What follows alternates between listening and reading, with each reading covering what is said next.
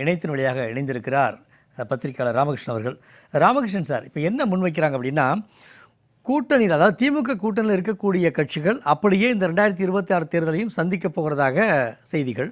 இன்னொரு பக்கம் என்ன அப்படின்னா, தேர்தல் வாக்குறுதிகளையே முழுசாக நிறைவேற்றலை, எப்படி நாங்கள் திமுக கூட பயணிக்கிறது, அது மட்டும் இல்லாமல் ஆட்சியில் பங்கு அப்படிங்கிற பல கேள்விகளோட அந்த கூட்டணியில் இருக்கக்கூடிய தோழமை கட்சிகள்.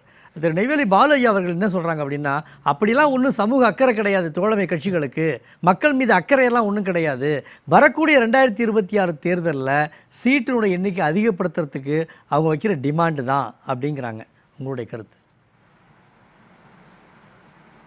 அதாவது இப்போ அரசியல் கட்சிகள் தேர்தல் அரசியல் தேர்தல் ஜனநாயகத்தில் பங்கேற்கும் பொழுது அவங்களுக்கு முந்தைய தேர்தலை விட அடுத்த தேர்தல் அதிக இடம் வேணும்னு தானே அவங்க கேட்பாங்க.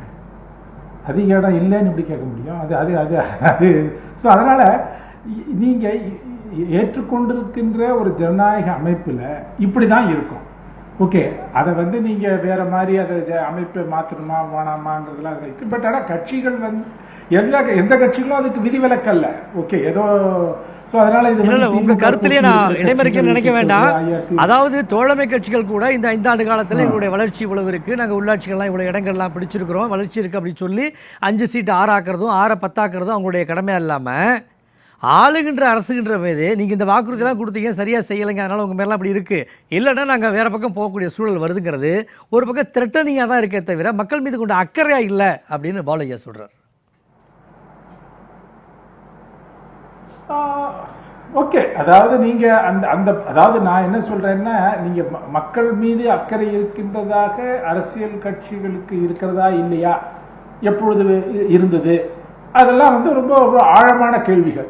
ஓகே, நான் அதனால் அதெல்லாம் என்ன பொறுத்தவரையும் அதை மனசில் வைத்துக்கொண்டு மக்கள் அரசியல் கட்சிகளுக்கு வாக்களிக்கிறார்களா அப்படின்னா அதெல்லாம் ரொம்ப பெரிய விஷயங்கள். அதனால நான் அதுக்கெல்லாம் போக விரும்பலை. ஓகே, அதனால் இது மக்கள் மீது என்னைக்கு அக்கறை வச்சிருக்காங்கன்னு நான் கேட்டேன்னு வச்சுக்கோங்களேன், அதுக்கு எங்கே பதில் வரும்? நிச்சயம். அதனால் அது மிகப்பெரிய, அதனால நான் அந்த இது பாயிண்ட்டுக்கே போல. தேர்தல் ஜனநாயக அடிப்படையில் நடக்கின்ற இந்த நம்ம ஏற்றுக்கொண்டிருக்கிற அமைப்பில் தேர்தல்கள் நடைபெறும் பொழுது கட்சிகள் அதிக இடங்களை கேட்பது என்பது இயல்பு, எதிர்பார்க்கப்பட்டது, அது காலங்காலமாக நடக்கிறது. அதனால் அதில் ஒன்றும் ஆச்சரியப்படுறதுக்கோ அதை பற்றி கவலைப்படுறதுக்கோ ஒன்றும் கிடையாது. ஆனால் இப்போ நீங்கள் தேர்தல் வாக்குறுதிகளை நிறைவேற்றிருக்கிறாங்களா, நிறைவேற்றலையா, இவ்வளவு நிறைவேற்றிருக்காங்க அப்படிங்கிறது பாயிண்ட்டு பார்த்தீங்கன்னா, அதில் அவங்களுடைய பெர்ஃபார்மன்ஸ், அவங்க அதிகமாக பேசின அந்த ஓல்டு பென்ஷன் ஸ்கீம் பற்றி பேசினாங்க. அதுக்கப்புறம் 100 நாள் 150 நாள் ஆக்குறேன்னாங்க, அந்த 100 நாள் வேலை திட்டம், இந்த மாதிரி சில இதெல்லாம் இருக்குது. அந்த கோரிக்கைகள்லாம் அவங்களால ஆக்க முடியல. ஈவன் உங்களுக்கு எலக்ட்ரிசிட்டி ரீடிங் மாதத்துக்கு கொண்டு வரேன்னு சொன்னாங்க, அதுக்கு ஏதோ ஸ்மார்ட் மீட்டரோட கணக்கு வச்சுட்டு இருக்காங்க. ஸோ இந்த மாதிரி, அதாவது நான் என்ன சொல்ல வரேன்னா, ஈவன் சில நிர்வாக ரீதியில் செய்யக்கூடிய சில விஷயங்களை கூட திமுக அரசில் அந்த அவங்களோட வாக்குறுதிகள் நிறைவேறலைங்கிறது ஒரு உண்மைதான். பட் இது இப்போ நீங்கள் இவங்களுக்கு ஏற்றா போல அவங்க இடம் கொடுத்துட்றாங்க, அது பின்ன ஏதோ செஞ்சிடறாங்கன்னு வச்சுக்கோங்களேன். அப்போ அந்த வாக்குறுதிகளை இல்லை அடுத்த தேர்தலில் செய்வார் அப்படிங்கிறத அவங்க சொல்ல போகிறாங்க. அதனால் இதில் மக்கள் மீது அக்கறை இருக்கிறதான அரசியல் கட்சிகளுக்கே இருக்கிறதாங்கிறது தான் என்னுடைய கேள்வி. ஆனால் அந்த இதுக்கு அதாவது அது பெரிய விஷயம், அந்த பெரிய டாபிக், அது தேவையில்லை. பட் அவர் என்னுடைய முந்தைய பேசினவரில் சொல்லும் பொழுது அதாவது சின்ன ஒரு வரலாறு சின்ன விஷயங்கள்லாம் சொன்னார். ராஜாஜி 52 தேர்தலுக்கு முன்பு வரவில்லை, அதுக்கு முன்னாலே வந்துட்டார். அவர் கவர்னர் ஜெனரலாக இருந்து ரிட்டையர் ஆகி வீட்டில் இருந்தார். அவரை போய் ஆக்ஷன் வந்தாங்க. ஸோ காங்கிரஸில் அவர் 46க்கு பிறகே வந்து விட்டார், அந்த சமயத்திலே வந்துட்டார். ஒன்று. இரண்டாவது, அவங்களுக்கு காங்கிரஸுக்கு மெஜாரிட்டி இல்லை, தமிழ்நாடு இல்லை, அது சென்னை மாகாணம். அதனால் அவங்களுக்கு அதிகமாக அவங்க தோற்று போனது பார்த்தீங்கன்னா ஆந்திரா, கேரளா, அதாவது மலபார் அந்த மாதிரி இடத்துல தான் அதிகமாக அடி வாங்கினாங்க. கம்யூனிஸ்ட் 62 இடங்களை பெற்றார்கள். எனவே அப்போ சிம்பிள் மெஜாரிட்டி கிடைக்காத தேர்தல் அது தமிழ்நாடு, அது சென்னை மாகாணம். ஓகே, ஸோ இதுதான் எனக்கு நான் சொல்கிறது. என்னை பொறுத்தவரையில் நீங்கள் இது இயல்பு தான். பட் இது அதாவது அவர்கள் கொடுத்து விட்டால் அவங்க தேர்தலில் வாக்குறுதிகள் நிறைவேற்றி விட்டதாக மாறிவிடுமானா மாறாது. ஆனால் அதற்காக அவர்கள் கேட்கிறார்களா என்பது நான் ஒத்துக்க போறதில்லை. தென் அரசியல் கட்சிகளுக்கு மக்கள் மீது மிகுந்த அக்கறை இருக்க வேண்டும். என்றுதான் என்னுடைய விருப்பமும். பட் எந்த அளவுக்கு இருக்கிறது என்பதுதான் நம்ம அரசியல் கட்சி தலைவர்களும் இல்லை, இன்னொரு கருத்தையும் கேட்க விரும்புகிறேன். திமுகவுடைய கூட்டணியில் இருக்கக்கூடிய விசிக தலைவர் திருமாவளவன் என்ன சொல்லியிருக்காங்கன்னா, உலகத்தில் ஊழலற்ற ஆட்சி என்பது எங்குமே கிடையாது. ஆட்சி அதிகாரம் இருக்கும் இடத்துல ஊழல் இருக்கத்தான் செய்யும். ஊழலை விட மதவாதம், சாதியவாதம் தீங்கானது. அதை தடை செய்ய, அதை வீழ்த்த வேண்டியதுதான் முதல் கடமையாக இருக்குது அப்படிங்கிற கருத்தை திருமாவளவன் சொல்லியிருக்கிறார். ஓகே, அப்போ ஊழல் எந்த அளவுக்கு அது நிறைவேறி இருக்கிறது இந்த ஆட்சியில் அப்படிங்கிறதும் அவர் சொல்லணும் இல்லை. அதாவது ஊழலை எளிதாக கடந்து போறதுக்கு சாதியவாதமும் மதவாதத்தையும் கையில் எடுக்கிறாங்க. சாதியவாதி மதவாதம் வந்து இதை விட ஆபத்தானது என்று சொன்னீங்கன்னா இது எந்த அளவுக்கு அது கட்டுப்படுத்தப்பட்டிருக்கிறது இந்த ஆட்சியில் என்றும் சொல்ல வேண்டும் இல்லையா? இல்ல, அது ஊழலையே ஒருவரை நியாயப்படுத்துற மாதிரி கூட. உலகத்துல ஊழலற்ற ஆட்சி என்பது எங்கேயுமே கிடையாது. அதிகாரம் இருக்கிற இடத்துல ஊழல் தான் நடக்கும். ஆனா அதை விட உச்சமானது எதுன்னா மதவாதமும் சாதியவாதமும் தான். அதை எதிர்த்து போராட வேண்டிய கட்டாயத்தில் இருக்கிறோம் அப்படிங்கிற ஒரு கருத்தை முன்வைக்கிறார். ஓகே, அதாவது நீங்க ஊழலை ஒழிக்க வேண்டும் அப்படின்னு பல காலகட்டத்தில் உங்களுக்கு மக்கள் இயக்கங்கள் வந்திருக்கின்றன. ஓகே, அதனால எந்த அளவிற்கு அது வந்து பலன் அளித்திருக்கிறது என்று ஒன்று இருக்கு. ஓகே, தென் உங்களுக்கு வந்து அதை இப்போ லோக்பால் கொண்டு வந்தா சரியாயிடும் அப்படிலாம் சொன்னாங்க. லோக்பால் இருந்து கொண்டு இருக்கிறது, லோக்பால் செயல்பட்டு இருக்கிறதா என்பதை நமக்கு கண்கூடாக நமக்கு தெரிகிறதா என்றது அது அந்த கேள்வியெல்லாம் கேட்டுக்கணும். ஆனால் நான் என்ன சொல்றேன்னா, நான் வந்து நீங்க ஊழல்ல நியாயப்படுத்தல, பட் அவருடைய வாதத்துக்கே நான் போகிறேன்.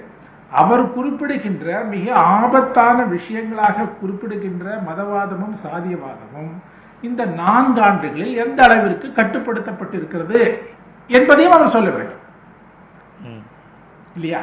அதனால நீங்க வந்து நான் அதை கடந்து போங்கன்னு சொல்லல, பட் அவர் சொல்றாருல்ல என்ன விஷயம் பெரிய விஷயம்னு சொல்றாருல்ல, அந்த பெரிய விஷயத்தை ஒரு வாதத்துக்கு எடுத்துக்கொள்வோமானால் அதை எந்த அளவுக்கு கட்டுப்படுத்தியிருக்கிறீர்கள் அதை பத்தி நீங்க பேசுங்க, அதை ஒரு விவாத பொருளா ஆக்குங்க, அப்படித்தானே இருக்கணும்.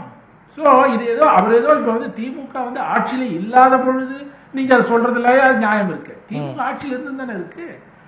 ஸோ திமுக ஆட்சியில் இருக்கும் பொழுது திமுகவினுடைய திமுக ஆட்சி எந்த அளவிற்கு இந்த விஷயத்துல வந்து செயல்பட்டிருக்கிறது என்பதையும் திருமாவளவன் அவர்கள் கூற வேண்டும், கருத்து கூற வேண்டும். அதுதான் என்னுடைய பாயிண்ட்.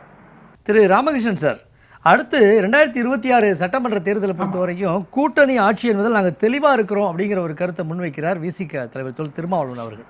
உங்களுடைய கருத்து? இல்லை, அதாவது கூட்டணி ஆட்சி வருமா வராதாங்கிறது நம்ம அந்த தேர்தல் முடிவுகளை பொறுத்து தான் இருக்கு. ஓகே, தேர்தல் முடிவுகள் வந்து எவ்வாறு, ஏன்னா 2006 ஒரு கூட்டணி ஆட்சி வந்திருக்கலாம். ஆனால் அப்போ வந்து காங்கிரஸ் தலைமையிலான ஐக்கிய முற்போக்கு ஆட்சி அங்கே இருந்தது. அவங்களுக்கு வந்து திமுகவுடைய தயவு இருந்ததுனால திமுக இங்கே வந்து ஒரு கட்சி ஆட்சியை அவர்கள் அமைத்தார்கள். ஓகே, எங்கள் கூட்டணி ஆட்சி அமைத்திருக்கணும், ஏன்னா அவங்களுக்கு சிம்பிள் மெஜாரிட்டி இல்லை. அதனால அந்த தேர்தல் முடிவுகளை பொறுத்து இருக்கிறது. பாலு அவர்கள் சொன்னதுல வந்து நான் வந்து 1952 பிறந்தேன்னா பிறக்கலையாங்கிறது இப்போ இம்பார்ட்டன்ட் இல்லை. ஆனா அவர் வந்து தவறான தகவல்களை சொல்லிட்டு இருக்காரு. ஓகே, அதாவது காங்கிரஸ், அதாவது இப்போ எங்கிட்ட மெட்ராஸ் அட்மினிஸ்ட்ரேஷன் ரிப்போர்ட் 1952 இருக்கு.